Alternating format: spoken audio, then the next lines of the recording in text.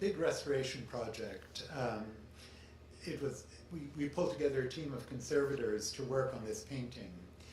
I should have mentioned, I'm sorry I didn't, that the painting is in exactly the same location it was in the original gallery that I showed you. We did not move the painting. We just changed the room around it and made the room much more, appear to be much bigger. It is a bigger room, actually, and take away all the decoration. But we did a restoration project of the painting. And during that project, we removed all the infill painting. So there was an entire sky, for example, that was painted in the previous version that we took off because it was painted in modern times.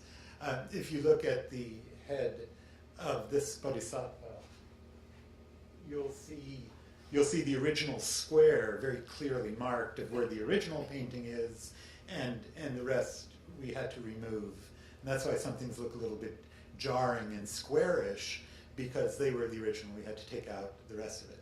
But the really interesting part of this, and it was a very conscious decision, is that we even wanted to show how this painting was removed from its original setting and what's real and what isn't. So you notice that there are horizontal lines and vertical lines across many, many parts of the painting. So here, those are very prominent. Or here. When the painting was removed from the wall in China, and I really feel pained talking about this, it's a difficult thing to say. You know, we went in there 80 years ago or more and cut up a building. We sawed through it, and I say we because it was the ROM, sawed through it and removed mud brick, clay brick that actually had the painting painted on it. We removed the whole thing. They sawed off part of the brick and shipped it all to Canada. It was reinstalled on a wet plaster wall, and all those joints, which you see, which represent the cutouts of the different pieces, were filled in and blended so that you didn't see those lines anymore.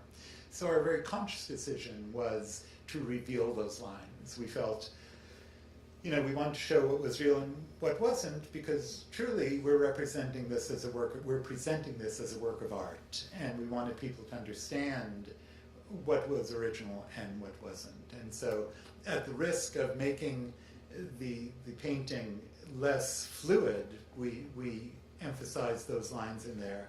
And the conservators who did it did a fantastic job, because they painted it the wrong shade, if you like.